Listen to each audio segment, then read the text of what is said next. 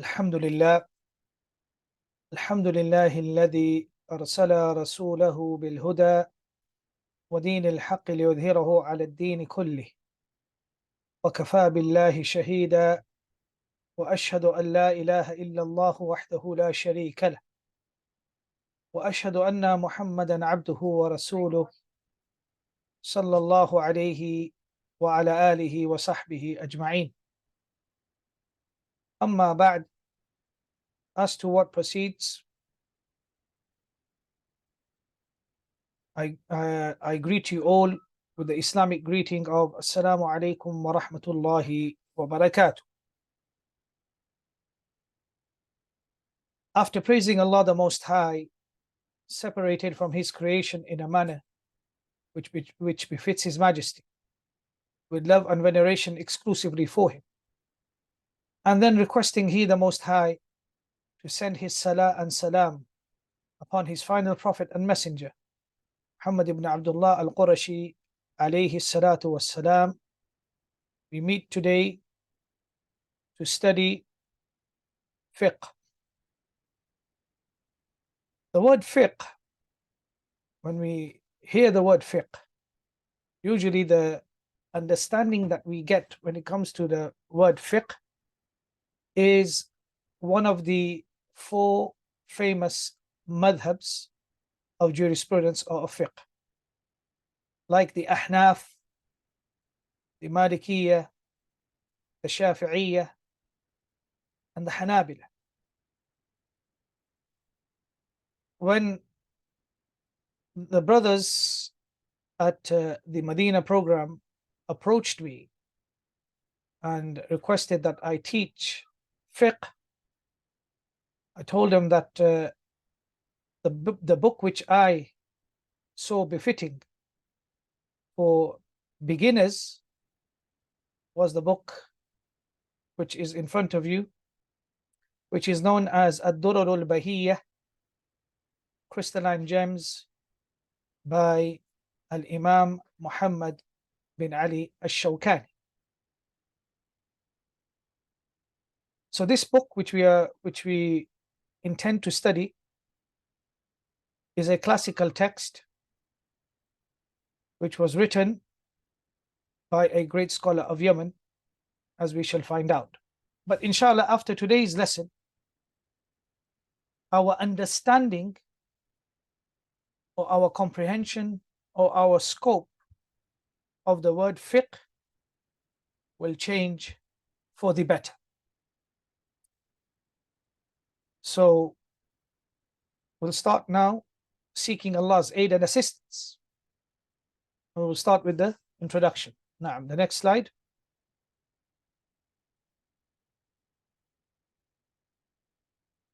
So this is the first lesson. We will be discussing what does durar mean, what does bahiyya mean, the objective of why Al-Imam al-Shawkani wrote this book, the different approaches in deriving fiqh issues, the two main approaches of studying fiqh. Al-Shawkani has written his own explanation of his fiqh book, and then the biography of Al-Shawkani rahimahullahu ta'ala. Now, the next slide.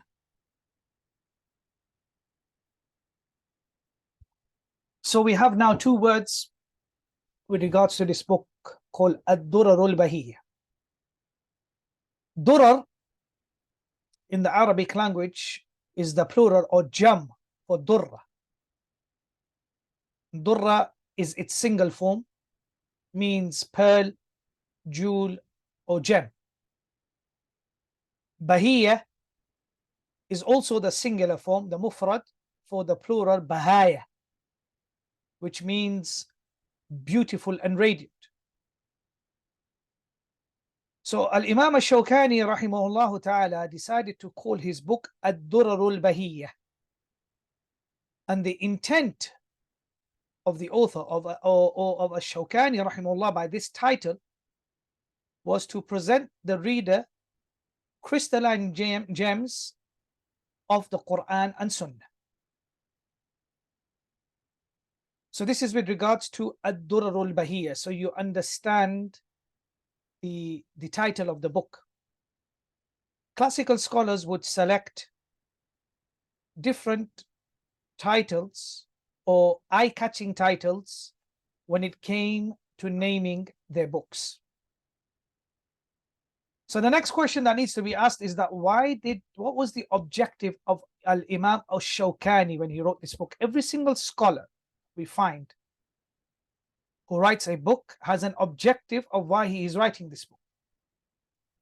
So the objective of al-Shawkani was that he wanted to author or write a book for beginners, just like you students here today, to empower the student who was going to study this book of his on jurisprudential issues, al-masail al-fiqhiyya, based upon the principles of the Ahlul Hadith in fiqh. And this is a very important point that which we need to highlight. That the book of Ash-Shawkani has been written upon the usul or the principles of Ahlul Hadith in fiqh, meaning upon the fiqh madhab of hadith, of the people of hadith, Ahlul Hadith. He organized the books differently from the early scholars, organizing it systematically for easy access for the student.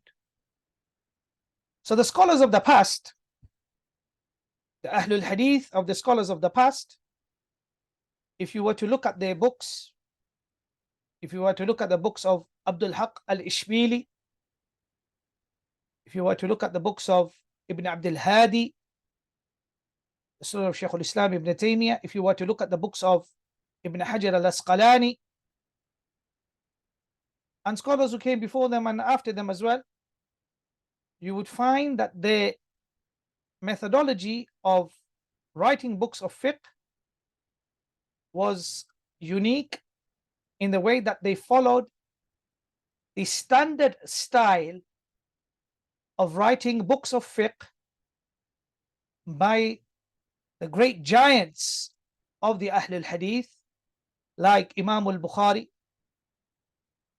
Imam Abu Dawood, Imam al-Tirmidhi, and others.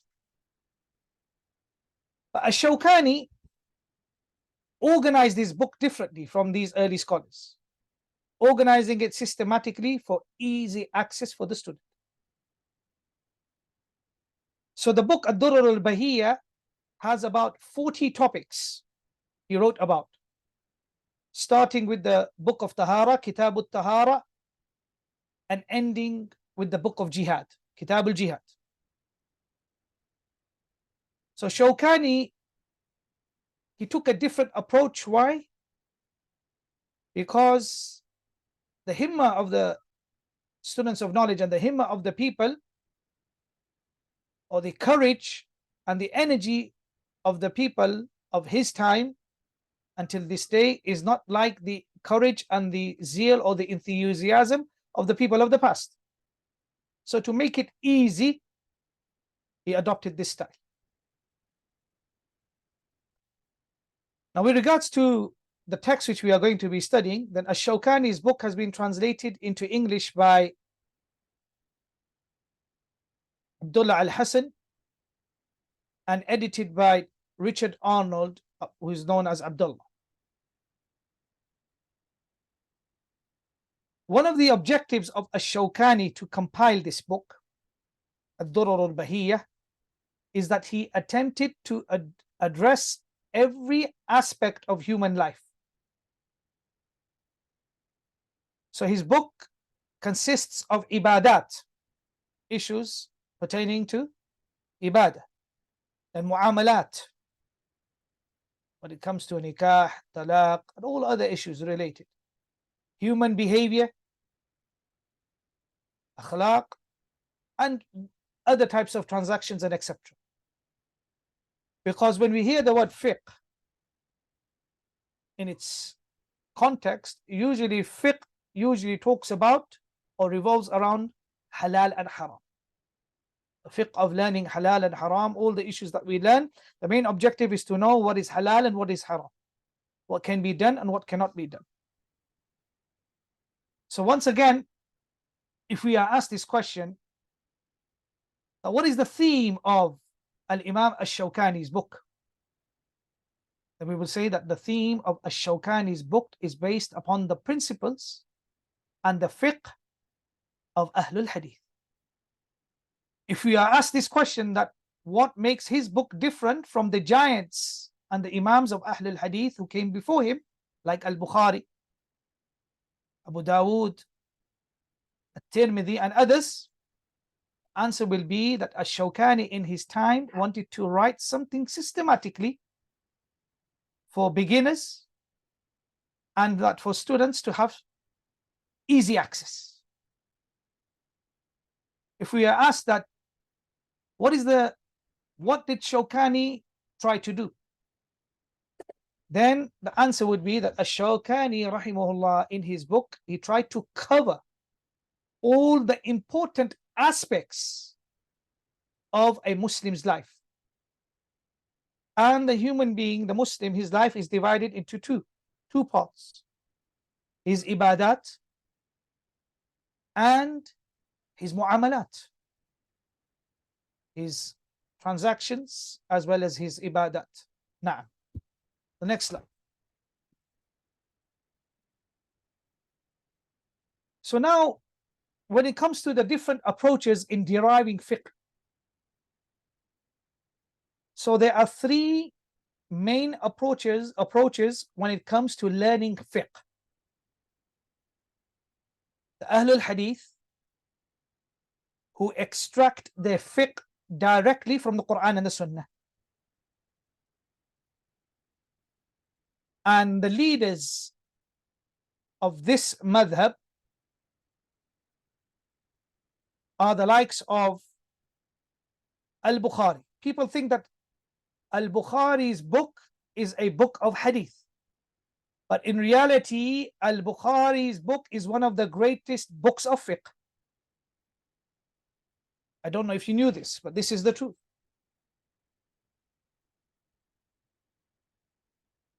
So when a person and when a student of knowledge decides to take the path of learning fiqh, he has three approaches in front of him.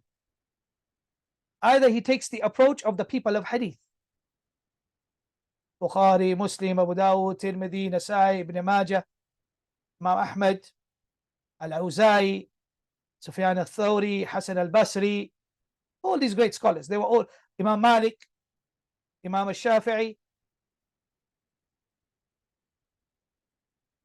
All these scholars that I mentioned were upon the way of the people of hadith in fiqh. Then you have Ahlul Rai. Ahlul Rai here refers to the famous four madhabs: the Ahnaf, Malikiyya, Shafi'iyya, and the Hanabila. Now there is a difference between the Malikiyya and Imam Malik, the Shafi'iyya and Imam al-Shafi'i, the Hanabila and Imam Ahmad. Those who came, or the Ahnaf and the Malikiyya and the Shafi'iyya and the Hanabila, they set usul, or you can say that they wrote their usul, or they brought their own usul, upon which they derived their legal rulings, known as at-takhrij of al-furu', which is subsidiary issues. So you have al-usul and you have al-furu'. The usul are the principles upon which your furu', your subsidiary issues or your fiqh issues are derived. And the method of doing this is at-takhrij.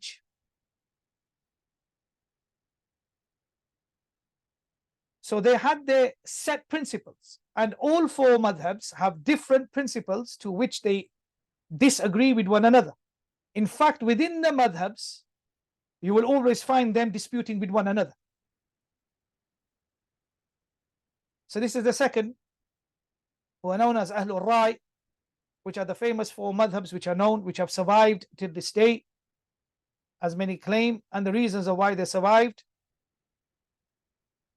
historically, there are many reasons. They did not survive because they were the strongest. They did not survive because they had the most evidence. They survived for many other reasons, which we can talk on a different day. Then you have the Zahiriyya, who have their principles of deriving fiqh, the Imam being Al-Imam Dawood Al-Zahiri, and the one who really spread the madhab of the Zahiriyya is the famous scholar known as Ibn Hazm Al-Zahiri. These three approaches that I have mentioned to you are not from myself. So somebody might think that Dhul Fiqar is here inventing things. This was mentioned by the great Indian scholar Shah Waliullah, who is known as Muhaddis Dahlawi or Hujjatul Hind, as they call him, who died in the year 1176 after Hijrah, corresponding to 1762, in his book Hujjatullahul Baligha, chapter 84, where he has a whole chapter called The Difference Between the People of Hadith and Those Who Exercise Personal Opinion, meaning Ahlul Rai. So those who exercise personal opinion, as one of the students was just asking me before the lesson when we were setting up, the why are they called Ahlul Rai, is because of them being known famously to exercise personal opinion. Whereas the people of Hadith detest and dislike and reprehend and reprimand exercising personal opinion. So Ash-Shawkani has adopted the way of Ahlul Hadith in this book, which you are going to study with regards to the fiqh issues. And now you know why it was very important that you understood. But there's no point studying a book and not knowing the theme of the book and the background of it. Now,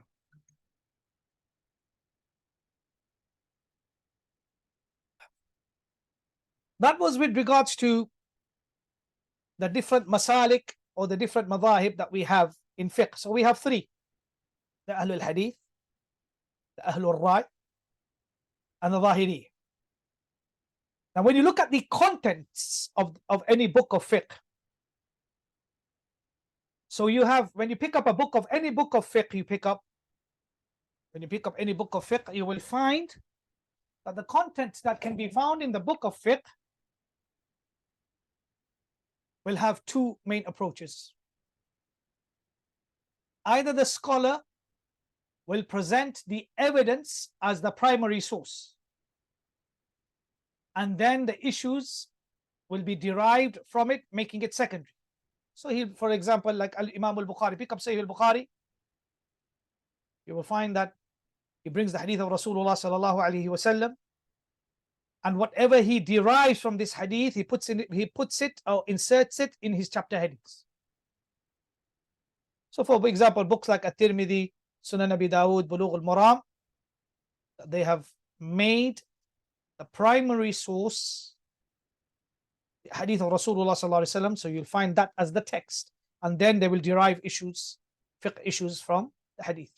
Or either making the issues derived primary and the evidence to back it secondary. So a scholar will come and he will write a mas'ala, he will write an issue, that it is haram to do so and so and so. And then he will present the evidence of saying, due to the hadith of Rasulullah sallallahu alaihi wasallam. This is what you usually find in the books of fiqh of Ahlul Rai, of the madhabs, that they present, they make the tahrir of the mas'ala, or they document the mas'ala, and then upon that they will bring the evidence to back their argument. Ash-Shawkani adopted this methodology that we find. He didn't adopt the classical way of Al-Bukhari and Muslim and Abu Dawud and Tirmidhi as it is apparent in his book. And this could be so that some madhabists, and the word madhabist is used for those who are very pro madhabs, that they say that fiqh can only be understood if you study a madhab. Some madhabists may have made the claim that the Ahlul Hadith don't really have a book of fiqh like us. So Shawkani, to debunk this claim, said, okay, I'll write a book on this subject in this same manner. Or it was just simply to make it easy for the beginner. He decided that, beginners like us, we don't have the strength and the ability and the courage to study the books of Al-Bukhari. So maybe we need to start with an easy text and build our way up, and then we can study the great books of fiqh, of hadith. So this book, Ad-Durr al-Bahiyya, we have Shawkani has written his own explanation of his book, known as Ad-Darari al-Madiyya, Sharh Ad-Durr al-Bahiyya, which has been translated into the English language. So you can also find the explanation of Shawkani by himself of the text which he wrote. And maybe we will read the text, because this is a classical text. We'll appoint a student every week to read from the text after we finish this introduction. When we read, and then I will add my annotations and notes to this explanation. Now, next slide. So the general methodology of Ash-Shawkani, you need to know, always remember, when you read a book, you need to read the methodology, the objective, and the introduction. Always read the introduction of any book that you purchase. If you purchase a book, 4 things are very important as a student of knowledge when you purchase any book. Number 1, you need to know about the author. So you need to know about his biography. Secondly, make sure that that author is an expert in the field that you are buying his book about. Secondly, read the introduction. Thirdly, in this time, read the contents of the book. The contents of the book, or the index of the book, gives you a bird's eye view of the entire book, of all the subjects that will be covered. Read a conclusion if there is a conclusion of the book, and make sure that if you buy the book, you buy the best print of that book, the best edited edition of that book. And also, if you buy a book, make sure that if there are manuscripts, the book has been edited upon manuscripts. These are very important factors for a student of knowledge when he intends to buy any book. Just don't start reading anybody's book without knowing who the person is. That's why, to mention this introduction, something which is very important.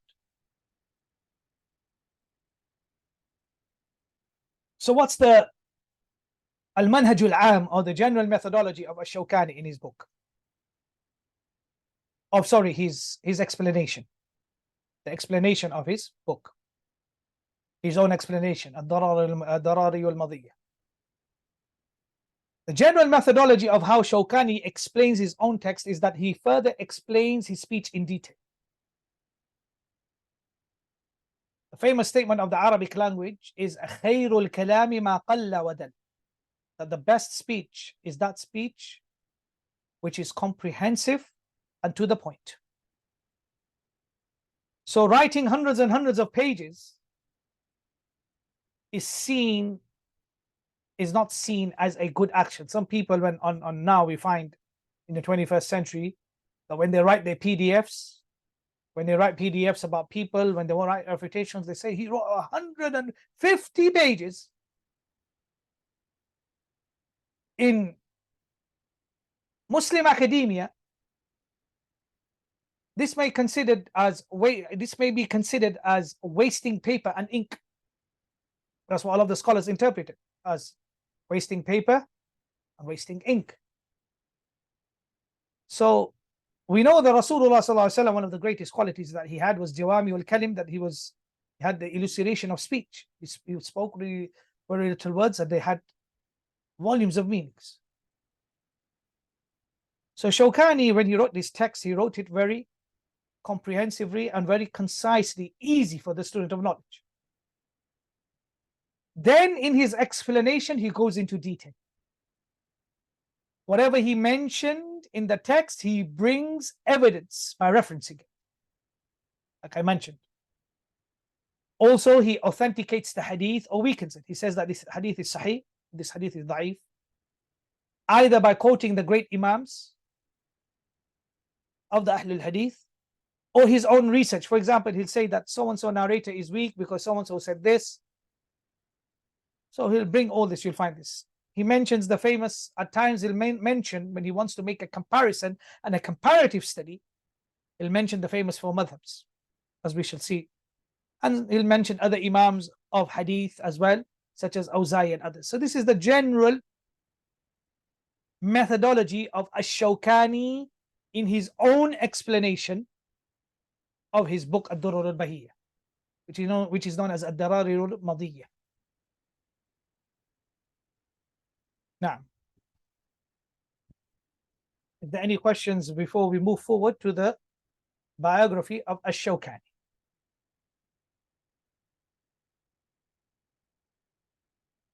Now,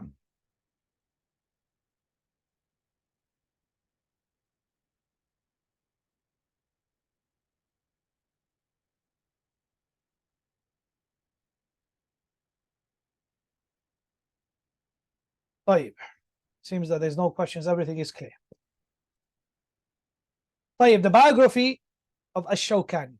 Biography of the ulama in the Arabic language is known as tarjuma. What is it known as? Tarjuma. So Ash-Shawkani, his full name was Muhammad ibn Ali ibn Muhammad ibn Abdullah Ash-Shawkani, born in the year 1173 after Hijrah and died in the year 1250 after Hijrah, corresponding to 1760 to 1834. His father, Ali bin Muhammad bin Abdullah Ash-Shawkani, who died in 1211, I think that should be 1796, not 1996, that's an error, was a judge. His father had two sons. One was our Imam or our Sheikh Muhammad Ash-Shawkani, and the other was the brother of Imam Ash-Shawkani, Yahya. Now, so they had two sons. Now, next slide.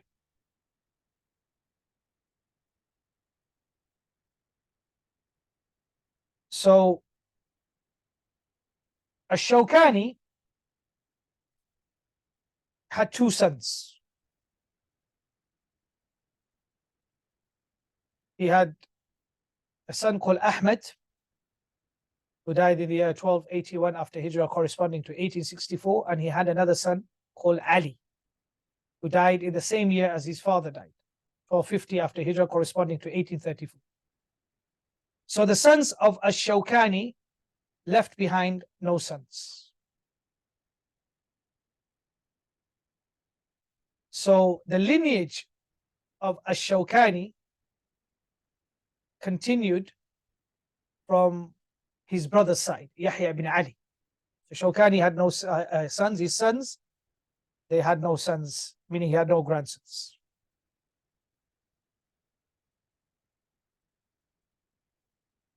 With regards to his laqab, his titles, so Ash-Shawkani was given many, many different titles.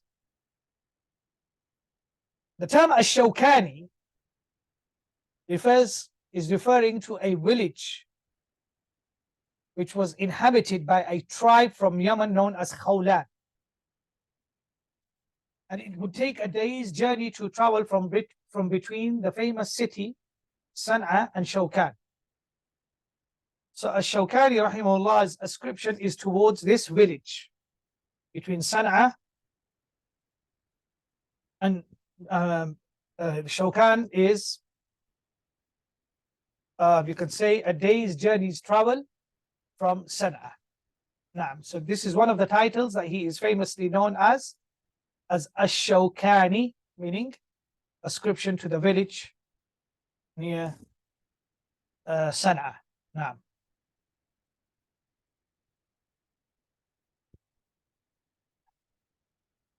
He's also known as Al-Qadi. Ash-Shawkani is also known as Qadi Ash-Shawkani. In the subcontinent in India, they always call him Qadi. A Qadi is a judge. Somebody who is a judge due to him being appointed as a judge at a very young age. He was a judge for 41 years, from the years 1209 till 1250, till he died. And he was about 36 years old when he was appointed as a judge. He was the Chief Justice, known as Qadi Qudat as well. He's also known as Al-Mujtahid Al-Mujaddid. Al-Mujtahid is somebody who reaches the level of having mastered all the disciplines or all the different subjects in Al-Islam. And he was known as the Mujaddid because he revived the fiqh of the people of Hadith in Yemen. As in Yemen, you had the Shafi'iyya that were present there. Shafi'i had a very strong presence from the Sunnis. And you had the Zaydiyya who were from the Shias. So Shawkani is considered to be a Mujaddid when it comes to reviving the fiqh of the people of Hadith, Ahl al-Hadith. That's why he's known as Al-Mujtahid Al-Mujaddid. His kunya was Abu Ali. Abu Ali because he had a son, his eldest son was Ali. So he was born on Monday the 28th of Dhul Qa'dah, 1173, corresponding to 1760. He was born into a pious family and a family known for knowledge. His father was a judge. And this makes a real difference when it comes to seeking knowledge. I've noticed this. If you notice something about many of the great scholars, if they were born into families who were very strongly upon the deen of Allah subhanahu wa ta'ala, or the family members were those members who had a strong connection when it came to seeking knowledge.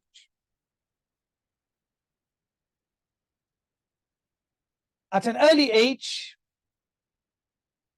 he had memorized the entire Quran and in many books in different disciplines, from the Arabic language to fiqh, to usul, nahwa, to sarf, to balagha. And this is a point which I really would like to make to really highlight for you students.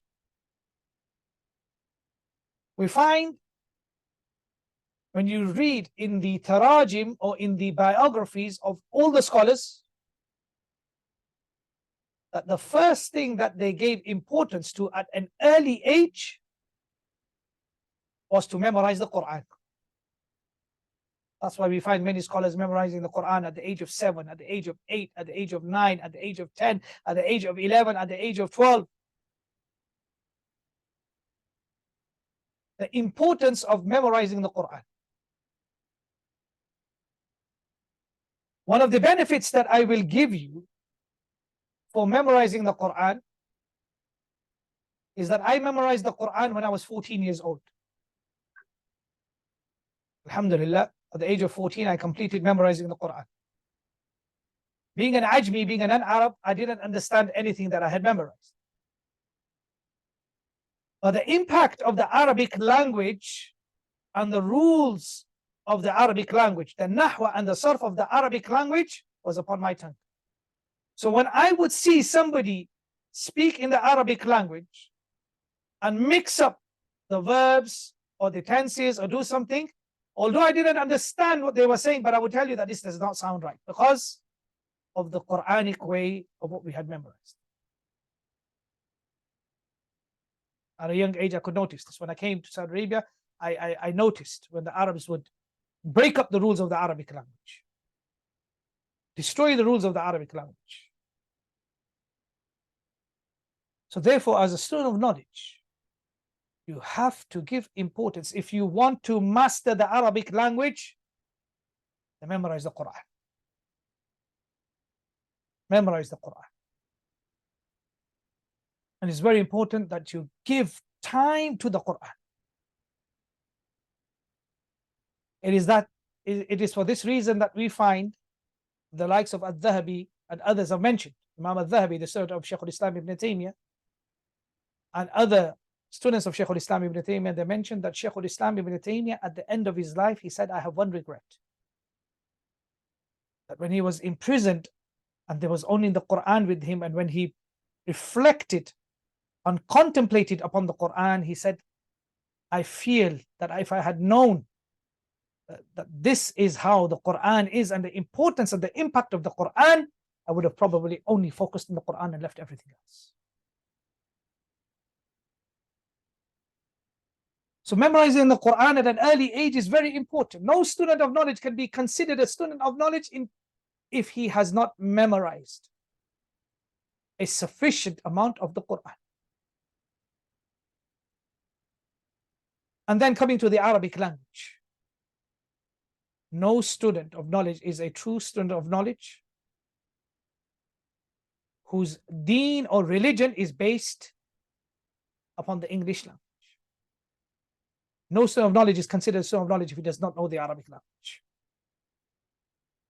So all these speakers that you have out there on your social media, who give these inspirational reminders, and who talk about the affairs of the deen, and who give these iman boosters, but they have not studied, then fundamentally you should not be taking your knowledge from such people. Anybody who understands the deen of Allah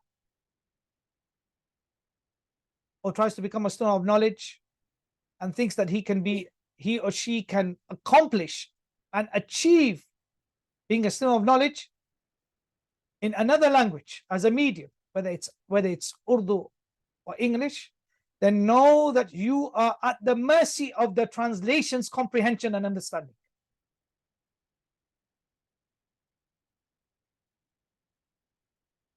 So the Arabic language has great importance, and we can see the pattern of the Imam, Quran, and Arabic. And if I was to quote to you the Arabic books that he studied, there's so many of them. If I was to quote, my objective is not to teach you the biography of a Shawkani. My objective is to give you a bird's eye view of, or a concise or summarized edition of his biography, of his tarjuma.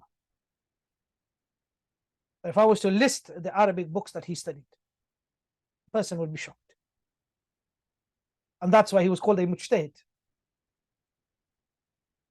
He studied the books of fiqh, he studied the books of the madhahib. He studied nahwa, etymology, and sarf.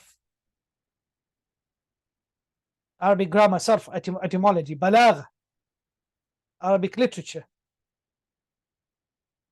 He also studied the books of history. And he studied with the major scholars of Sana'a. This is a point when we read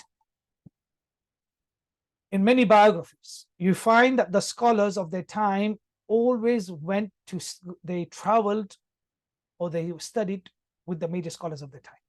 And this should be the objective of every single student of knowledge. If you know that there is a major scholar in the Muslim Ummah, travel to that scholar to go and study with him. Find this. I tried to implement this in my life, alhamdulillah, and I traveled. And I met many of the major scholars for the of our time and studied with them. Your objective should be the same as a store of knowledge. So Shawkani was a teacher. He taught for many years. He was a judge. He was a mufti. And he was an author. He was known for these things. He was known as a mudarris. He was known as a qadi. He was known as a mufti. He was known as an alim, mujtahid. And he was known as a mu'allif, who wrote many books. So all that knowledge that he gained and obtained, he gave the zakat of that knowledge by spreading it in different ways. The zakat of your knowledge is to spread. Everything has a zakat when it comes to having wealth. The zakat of your knowledge is to act upon it and sell it, act upon it and spread it. Now,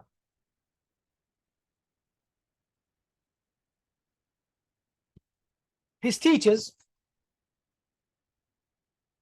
Ash-Shawkani rahimahullah had a lot of teachers. He had about 17 famous teachers. But these three teachers that I am going to mention, that I've quoted here, they are the ones who had the greatest impact upon Ash-Shawkani, and they are the ones who shaped Shawkani to be in the direction that he went into. First is his father, Ali bin Muhammad Ash-Shawkani, who was born in 1130 after Hijrah and died in 1211 after Hijrah. The second is Abdul Qadir ibn Ahmad Sharfuddin al-Kawkabani, 1135 to 1207 al-Hijrah. And the third is Al-Hasan bin Ismail al-Maghrabi, 1114 to 1208. You know, when you hear these names of the scholars, all of you as students, every time you hear a name of a new scholar, write it down, jot it down. Try to find out about that scholar. That's what we used to do as students of knowledge. These scholars are not being mentioned just for you to just write them down and forget about them. Find out who they were. Research. A student of knowledge should use their own initiative, should not wait to be spoon-fed in everything. With regards to his students,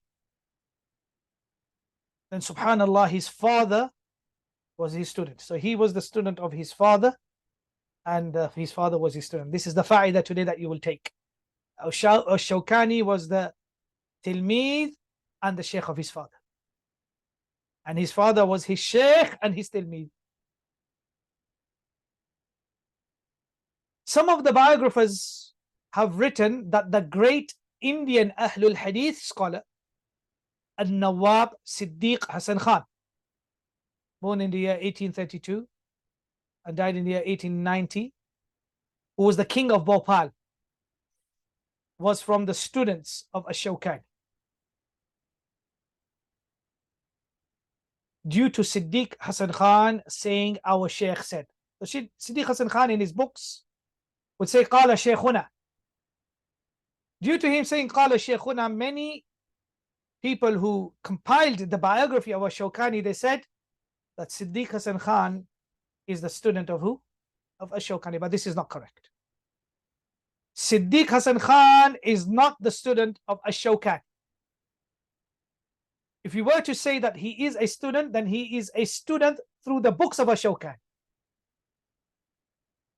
And now Siddiq Hasan Khan was one of the greatest fans, a contemporary of Ash-Shawkani, and one of the great scholars who loved the books of Shawkani and published them and wrote explanations to them, as we shall see. So Siddiq Hasan Khan, famously the king of Bhopal, who was an authority of the Ahlul Hadith, and also upon his fiqh was also upon the way of the people of Hadith. With regards to Shawkani's progeny, then I mentioned that his sons left behind no sons. His son Ahmad lived after his father died for 31 years. and did not have no sons. He left behind one daughter. The other son, Ali, died 2 months before his father died. Now,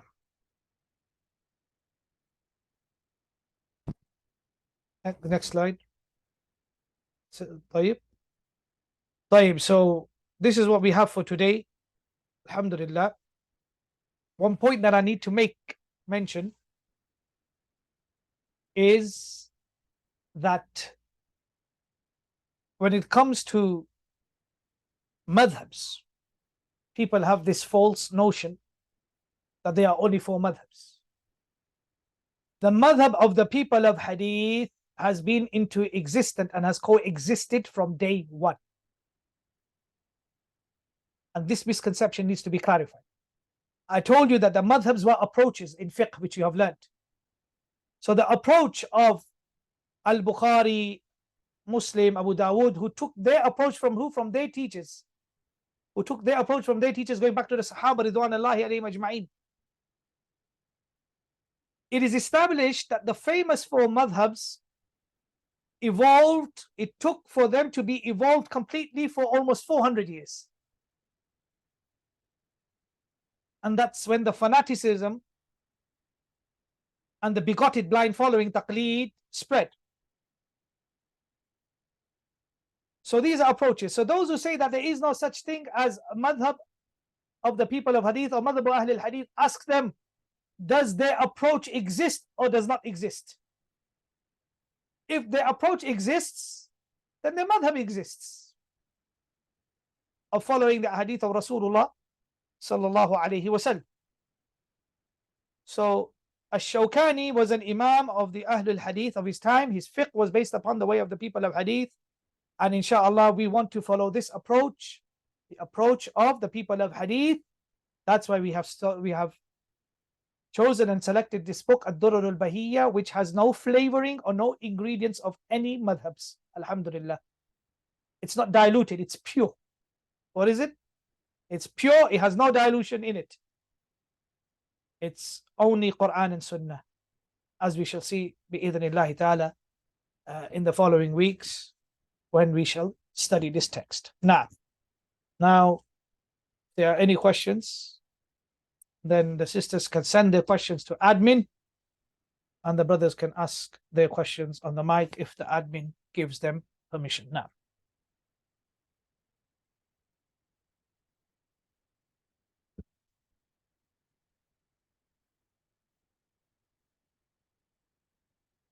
Assalamu alaikum, Sheikh. Alaikum assalam wa rahmatullahi wa barakatuh. Naam, who's speaking? Sheikh, it's Muhammad Ali. Muhammad Ali, tafaddal. Sheikh, we got questions in the chat. What are ibadat and muamalat? Ibadat, barakallahu fikum, are the 5 pillars of Islam. Your salah, your zakat, all actions of worship. This is ibadat. Like, other than the first pillar of Islam, we have the pillar of salah, zakat, hajj, sawm. This is known as ibadat. Muamalat are transactions. You're buying, you're selling, your nikah, your talaq, and all other issues. This is the difference between ibadat is directly related to your actions, which you do, which are legislated and have been decreed by Allah subhanahu wa ta'ala. And your mu'amalat are your actions which are related to your life. In your life, you have buy and selling, doing business, taking loans, marrying, having divorce, bringing up children. This is all to do with your mu'amalat. Naam. Hope that's clear. Good question. The next question, is there something wrong with in studying a madhab? Some people say we should study the madhab of the people of the land.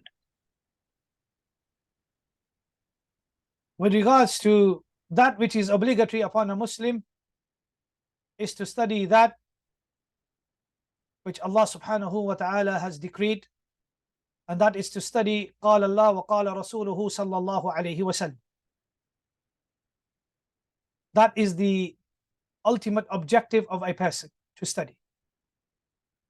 With regards to the madhahib al-arba' al-mashhura, the 4 famous madhabs, that we don't say that there is no benefit in them. And we don't say that the scholars of these madahib did not contribute to Islamic knowledge. But that which is feared is fanaticism of the madhabs. So for example, I'll say to you now, rather than me answering this question, let Sheikh Abdul Aziz bin Baz answer this question for you. Somebody came to Sheikh Abdul Aziz bin Baz rahmatullah alayhi and asked the question that, Sheikh, should I study a madhab? I want to study fiqh. Or what should I do? What should I study? So he mentioned the book of fiqh. So Sheikh Abdul Aziz bin Baz rahmatullah alayhi he said, no, don't study. Study Bulugh al-Maram, the hadith of Rasulullah sallallahu alayhi wa sallam.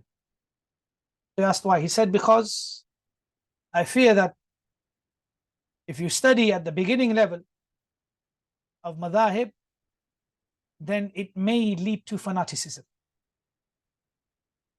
So if a person first makes that same effort to learn the Quran and the Sunnah, and then simultaneously study the madhab in terms of comparison, basing upon the Quran and Sunnah, that is good.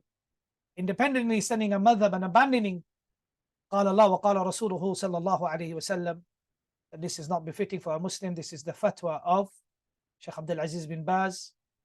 This is the fatwa of the great scholars such as Al-Imam Sayyid Nadir Hussain al-Dahlawi. This is the fatwa of Al-Shawkani himself, rahimahullah ta'ala. All of them. Then we have another one. Does Salfiya or Ahlul Hadith have a fiqh or a syllabus which is taught in their madrasa? If yes, is there a standard which is set to such books to qualify them to be authentic? Naam. Ad-Da'wah al-Salafiyya, or the madhab of the people of hadith, do have books of fiqh. I'll mention 3 to you. Sahih al-Bukhari, Sunan Abi Dawud, Jami' al-Kabir or Jami' al-Tirmidhi. In fact, we find that Abu Dawood made a claim that the one who has this book of mine of fiqh will never ever need to buy any other book of fiqh or read any other book of fiqh. Although we say that that claim is outstretched, but that was his attempt. And so, na'am, the scholars of hadith have their fiqh. They have their books of fiqh. They have the scholars of fiqh, and also they have their usul in fiqh as well. There is a misconception amongst the people that the scholars of hadith don't have fiqh. If you're talking about the fiqh of ar-Rai, then na'am, they don't have this analogy, which Shah Waliullah himself, who was a great Hanafi scholar before he left restricting himself to the Hanafi madhab and researched, and when he wrote his book, he mentioned and he made this comparison. So na'am, Ad-Da'wah al-Salafiyya, the Ahlul Hadith, they have their fiqh, they have the syllabus, they have their usul, walillah alhamd wal minna, till this day. And they have the scholars till this day. One of the leading authorities of the Ahlul Hadith in their fiqh in this time is our Sheikh Wasiullah Abbas, who is one of the muftis in Al-Haram al-Makki, and he is the chair that he sits on is known as the chair of the Ahlul Hadith. To give fatwa. So the Ahlul Hadith have always had a chair there. Before him was Sheikh Abu Umar al-Bangali, rahimahullah, and before him we had the likes of Sheikh Abdul Haq al-Hashmi and others. And that chair which he teaches in the Haram is identified as knowing as the kursi of the Ahlul Hadith. Alhamdulillah, the scholars have been present in every era, and we have our usul, and we have our fiqh, and we have our principles. Na'am. Sheikh, I had a question regarding Ahl al-Rai. Now, the word Rai, is it derived from Ra'i? Na'am. Rai, And, basic. Na'am, tafaddal. and the famous for madhahib, as it was mentioned, they set their usul upon which they derive from their own legal rulings. Now, what would they derive their legal rulings from?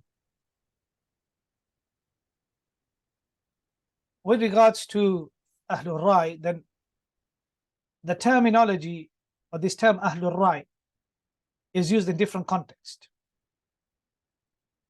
The first context that it is used in is that at the beginning, after the time of the Sahaba Ridwanullahi alayhim ajma'in, at the beginning of Islam, there were two famous schools that were established.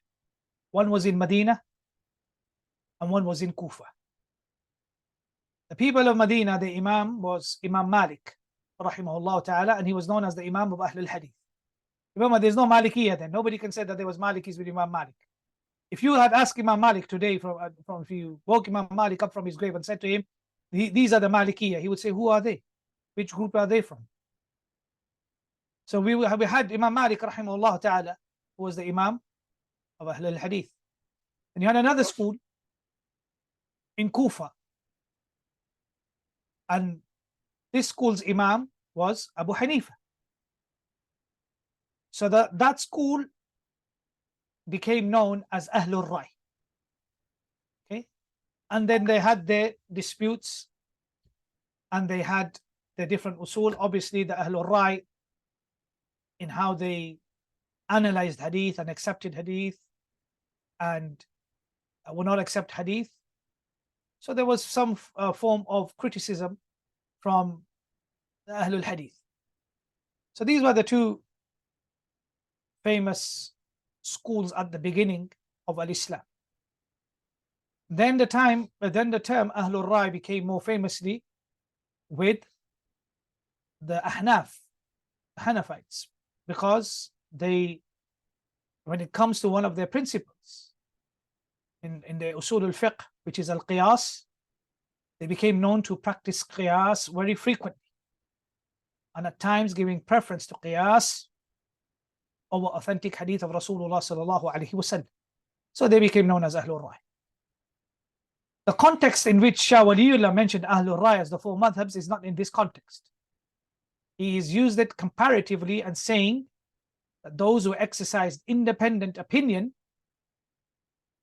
he called them Ahlul Rai. So we have to always look at the context of when a scholar mentions something and uses a terminology for it. Now, generally, linguistically, Ar-Rai, they are known as Ahlul Rai or Ahlul Qiyas. Now, Jazakallah khair, Ustad. There's another question. Who are the people of Zahiriyya?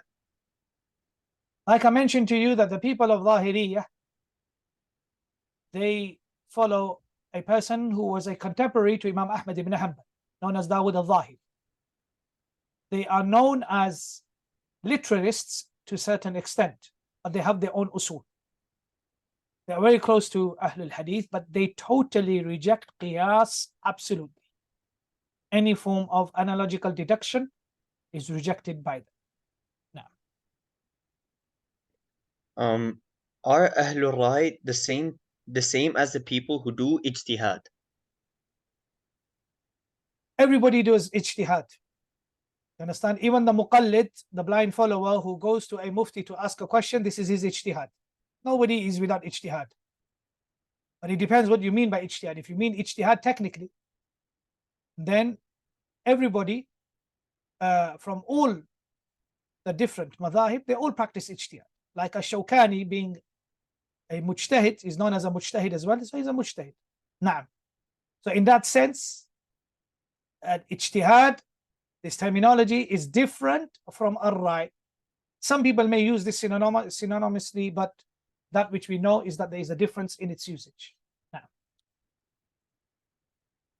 So the people of the Zahiriyya, are we not to follow their views? Anybody who brings the authentic Quran and the Sunnah, regardless of who he is and which madhab he is, must be accepted. We don't X out nobody. Inshallah. If the Ahlul Hadith are wrong and the haqq is with the Ahnaf, then we will go with the Ahnaf. This is just an hypothetical example to show you that we are not biased or bigoted. Walillah alhamd. The objective is to follow the Quran and the Sunnah, regardless from where it comes from. Sheikh, if the Ahlul Hadith detest personal opinions, do they take qiyas besides Quran, Sunnah, and Ijma'? Now everybody is going into usul al-fiqh now. Our subject is fiqh, but you want to talk about usul al-fiqh. طيب? So when we study usul al-fiqh, you can ask these questions. The question should be related to the topic that which we are discussing. This is not usul al-fiqh. Now you don't want to mix up fiqh with usul al-fiqh. If you want to study usul al-fiqh, then ask the organizers and we'll have a subject and then we'll learn usul al-fiqh, inshallah. Inshallah. Jazakallah khair, Ustad, so far. That's all there is. Naam. Any questions from the sisters before we finish? No, nothing showed up yet. Just a second there as well. Sheikh, in some books of fiqh by some fuqaha, I have read that they have exhibited leniency in transmitting the hadith of the Nabi sallallahu alaihi wasallam that are weak, fabricated, and baseless. Why is this? Because they were not experts of hadith. This is why we will find some of the fuqaha that they will come and they will derive 10, 15 rulings from the hadith, and then muhaddith will come and he will say that this hadith does not exist. Now, this is why that you find that every single madhab from the Hanafiya, the Shafi'iyya, the Malikiyya, and the Hanabila, they all have books of takhrij of their madhab. For example, the takhrij of the books of the ahadith of the Hanafi fiqh is known as Nasbur Raya of Az-Zaylai. Due to this problem. And the likes of Abu al-Hasanat Abdul Hayy al-Laknavi has mentioned that sometimes we find in the books of the fuqaha a hadith which we have never ever heard of except in those books. That you would not even find them in other books. Shows that a lot of the fuqaha were extremely weak when it came to the knowledge of hadith. Like they say in the Arabic language, ثبت العرش ثم نقش. Establish the arsh, then chisel it. Meaning decorate it. Don't start chiseling the arsh when you haven't even established it. It's going to fall. So the Ahl al-Hadith, they say that we make ثبت العرش. We establish the arsh and then we chisel. Then we take out the masail. Whereas the fuqaha, they take out the masail based upon a hadith without knowing its verification. Sheikh, now the last question. Can you define takhrij, please? It depends.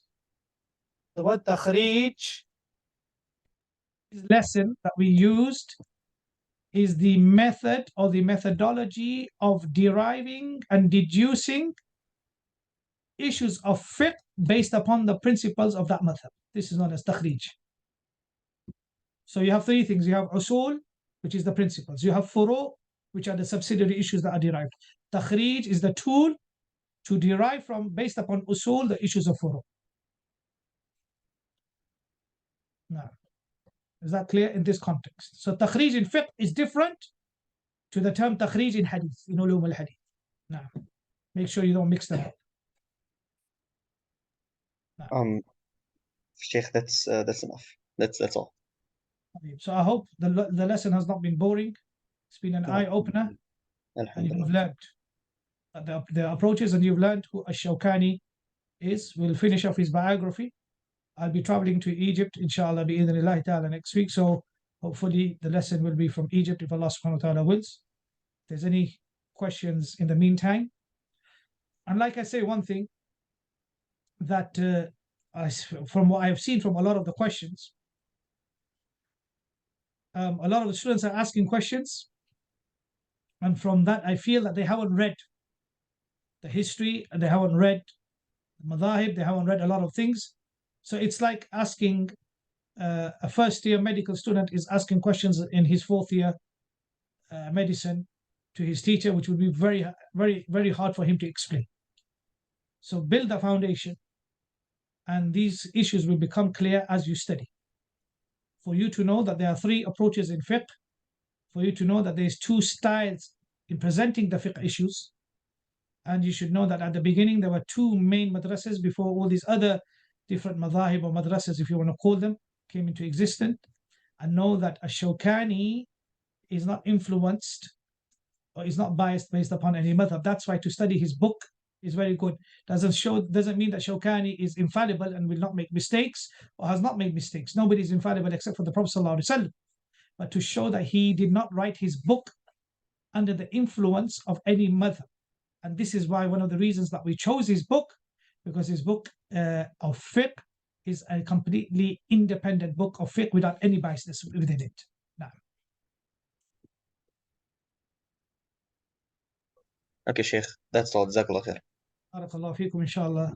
See you again, inshallah, in our next lesson. May Allah subhanahu wa ta'ala grant you all beneficial knowledge. Ameen. May Allah subhanahu wa ta'ala grant us all to follow the footsteps of the likes of the great muhaddithun and the fuqaha of this ummah. Ameen. وآخر دعوانا الحمد لله رب العالمين صلى الله على نبينا محمد وعلى آله وصحبه أجمعين. السلام عليكم ورحمة الله وبركاته. Wa alaikum assalam wa rahmatullahi wa barakatuh.